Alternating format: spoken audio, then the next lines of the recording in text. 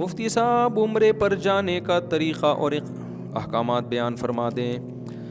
بہت آسان ہے عمرہ کرنا. دیکھو عمرے کے جو رکن ہے نا, کسی بھی عبادت کی جو بیسک چیز ہوتی ہے وہ اس کے ارکان ہوتے ہیں. ان ارکان کے بغیر اس عبادت کا تصور ممکن نہیں ہے. جیسے نماز میں قیام, رکوع, سجدہ یہ نماز کے ارکان ہیں, تو ایسے ہی عمرے کا جو رکن ہے نا وہ ہے طواف. وہ کیا ہے؟ اصل میں عمرہ بیسیکلی جو نام ہے کس چیز کا؟ طواف کا نام ہے. آئی بات سمجھ میں؟ شرط کیا ہے؟ احرام کی حالت میں ہونا. جیسے نماز کے ارکان ہیں قیام, رکوع, سجدہ, شرط ہے باوضو ہونا. تو وضو یہ نماز کا رکن نہیں ہے. نماز رکن کہتے ہیں اندر کی چیز, اور شرط کہتے ہیں جو باہر کی چیز ہو, جو براہ راست نماز نہیں ہے. تبھی آپ کا پہلے سے وضو ہو تو کرنے کی ضرورت ہی نہیں ہے آپ کو. لیکن پہلے سے رکوع کیا ہوا ہے تو کیا نماز میں رکوع نہیں کرو گے؟ پھر بھی کرو گے دوبارہ, ٹھیک ہے نا. تو ارکان جو ہے نا اس کے جو بنیادی چیزیں ہوتی ہیں. تو اسی طرح خوب یاد رکھو کہ عمرے کا جو رکن ہے, اس پہ کلپ بنائیں, یہ لازمی ضروری ہے. بہت سے لوگ یہ سوال پوچھتے ہیں. عمرے کا جو رکن ہے وہ ہے بیت اللہ کا طواف. شرط کیا ہے کہ احرام کی حالت میں. احرام کی حالت میں. احرام کی حالت کسے کہتے ہیں؟ احرام اس چادر کا نام نہیں ہے جو آپ نے اوڑھی ہوئی ہوتی ہے. خوب سمجھ لیں. سمجھ میں آ رہی ہے بات؟ جیسے ہم تکبیر تحریمہ جب نماز کے لیے ہم قبلے کی طرف رخ کر کے اللہ اکبر کہتے ہیں اور ہاتھ باندھ لیتے ہیں, اللہ اکبر کی راہ پر پہنچتے ہی آپ نماز میں داخل. اب راہ پر پہنچتے ہی آپ پر نماز کی پابندیاں عائد ہو جاتی ہیں. اب آپ کسی سے بات نہیں کر سکتے, کھانا پینا نہیں کر سکتے, قبلے سے اپنے سینے کو پھیر نہیں سکتے. تو احرام نماز کے اندر بھی ہو گیا کہ نہیں ہو گیا؟ یہ کس طرح سے ہوگا؟ اللہ اکبر کہنے سے.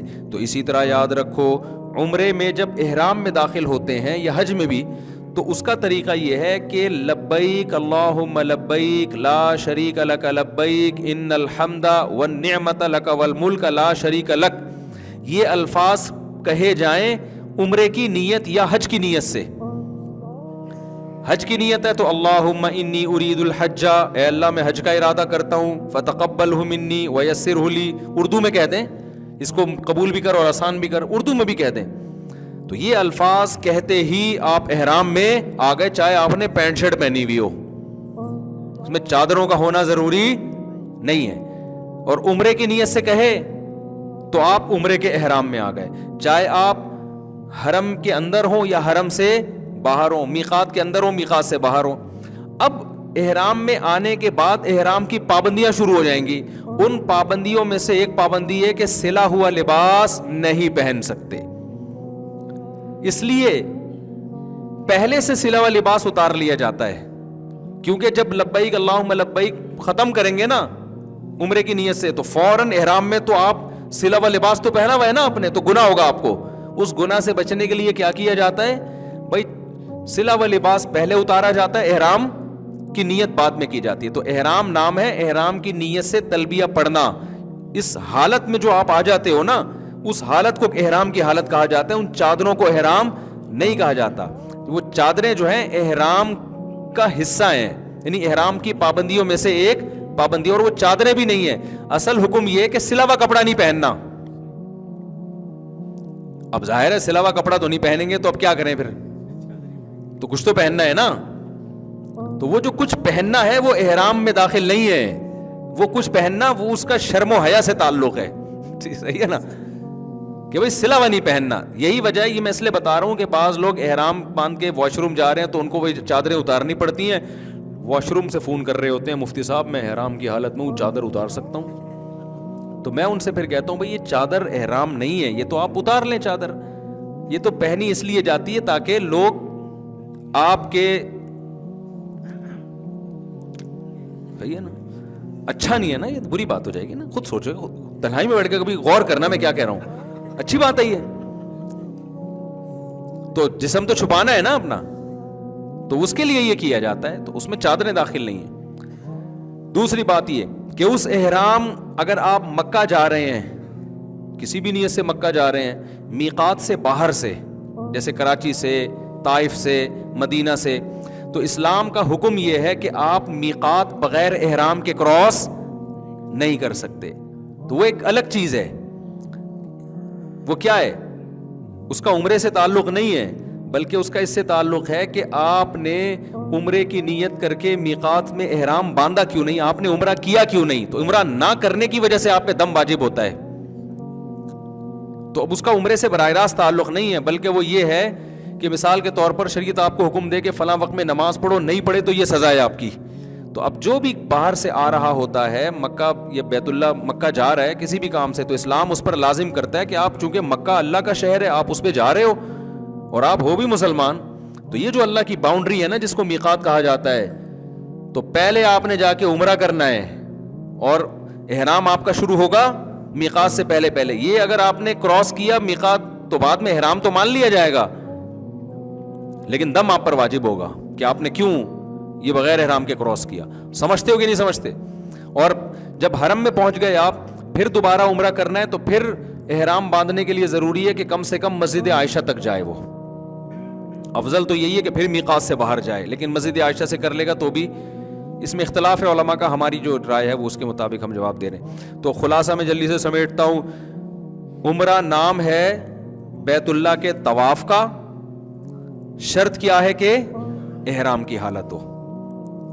اور سعی جو ہے نا وہ عمرے کا رکن نہیں ہے، عمرے کے واجبات میں سے ہے. واجبات سمجھتے ہیں؟ یعنی اگر سعی نہیں کریں گے آپ نے طواف کرنے کے بعد تو گناہگار ہوں گے اور دم دینا پڑے گا آپ کو. دیکھو رکن چھوٹ جائے نا تو چیز کا وجود ہی نہیں ہوتا. کرتے ہیں سجدہ کرتے ہیں، یہ ارکان ہے نا.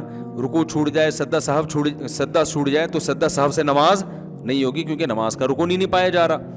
لیکن اگر آپ نے یہ تمام چیزیں کر لیں، اتحیات کے بعد غلطی سے درود شریف پڑھ لیا، اٹھنے میں تاخیر ہو گئی، تو ارکان تو پھر بھی پورے ہو رہے ہیں نا.